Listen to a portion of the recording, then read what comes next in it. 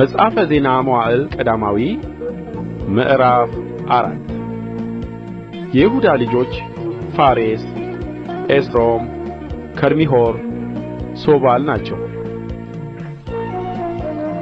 የሦባልም ልጅ ራያ ኢኤትን ወለደ።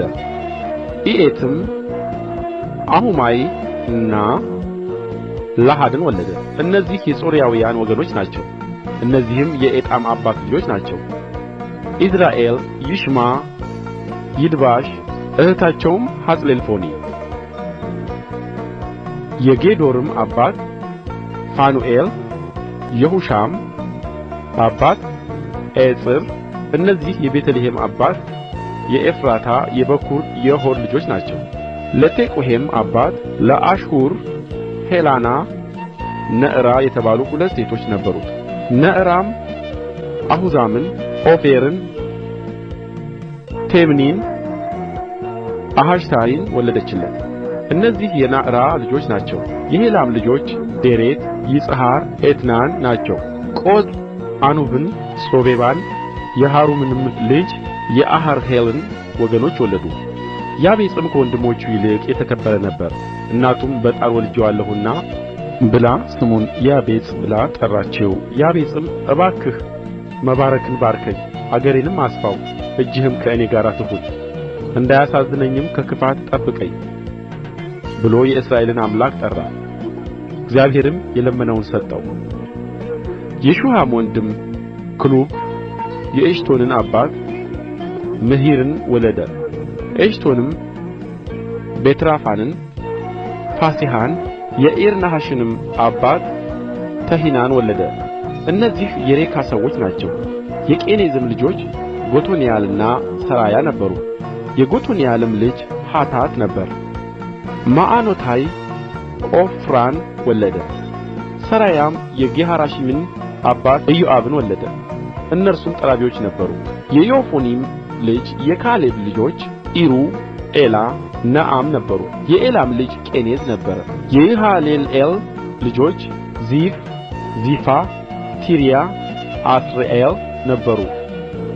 የዕዝራም ልጆች ዬቴር፣ ሜሬድ፣ ዔፌር፣ ያሎን ነበሩ። ዬቴርም ማርያምን፣ ሸማይን የኤሽትምዓን አባት ይሽባን ወለደ። አይሁዳዊቱም ሚስቱ የጌዶርን አባት ዮሬድን፣ የሶኮንም አባት ሔቤርን፣ የዛኖዋንም አባት ይቁቲኤልን ወለደች። እነዚህም ሜሬድ ያገባት የፈርዖን ልጅ የቤትያ ልጆች ናቸው። የሆዲያ ሚስት የነሐም እኅት ልጆች የገርሚው የቅዒላ አባትና ማዕካታዊው ኤሽትሞዓ ነበሩ። የሺሞንም ልጆች አምኖን፣ ሪና፣ ቤንሐናን፣ ቲሎን ነበሩ። የይሽዒም ልጆች ዞሔትና ቤንዞሔት ነበሩ።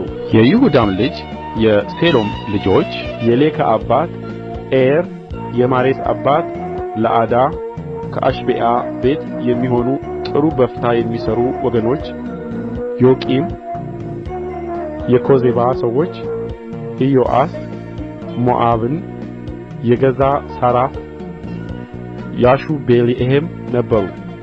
ይህ ዝና ከቀድሞ ጀምሮ ነበር። እነዚህ በነጣዒምና በጋዴራ የሚቀመጡ ሸክላ ሠራተኞች ነበሩ። በዚያ በንጉሡ ዘንድ ስለ ሥራው ይቀመጡ ነበር። የስምዖንም ልጆች ነሙኤል፣ የሚንያሪም፣ ዛራ፣ ሳኡል ልጁ ሰሎም፣ ልጁ መብሳም፣ ልጁ ማስማዕ። የማስማዕም ልጆች ልጁ ሐሙኤል፣ ልጁ ዘኩር፣ ልጁ ሰሜዕ። ለሰሜኢም 16 ወንዶችና 6 ሴቶች ልጆች ነበሩት። ለወንድሞቹ ግን ብዙ ልጆች አልነበሩአቸውም። ወገናቸውም ሁሉ እንደ ይሁዳ ልጆች አልተባዙም። በቤርሳቤህም፣ በሞላዳ፣ በሐጸርሹዓል፣ በቢልሃ፣ በዔጼም፣ በቶላድ፣ በቤቱኤል፣ በሔርማ፣ በጺቅላግ፣ በቤት ማርካቦት፣ በሐጸርሱሲም፣ በቤት ቢር፣ በሸዓራይም ይቀመጡ ነበር። እስከ ዳዊትም መንግሥት ድረስ ከተሞቻቸው እነዚህ ነበሩ።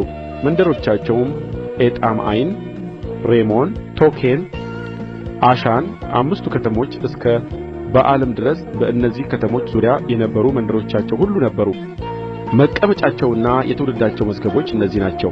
ሞሾባብ የምሌክ የአሜሳይ ልጅ ኢዮስያ፣ ኢዮኤል የዮሺብያ ልጅ የሠራያ ልጅ የዓሢኤል ልጅ ኢዩ፣ ኤልዮዔናይ የዓቆባ የሾሐያ ዓሣያ ዓዲኤል ዩሲምኤል በናያስ የሸፊ ልጅ ዚዛ የአሎን ልጅ የይዳያ ልጅ የሸምሪ ልጅ የሸማያ ልጅ እነዚህ በስማቸው የተጠሩ በወገናቸው ላይ አለቆች ነበሩ።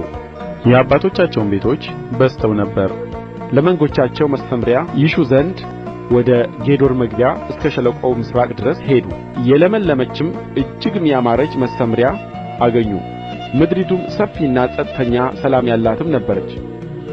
በቀድሞም ጊዜ በዚያ ተቀምጠው የነበሩ ከካም ወገን ነበሩ።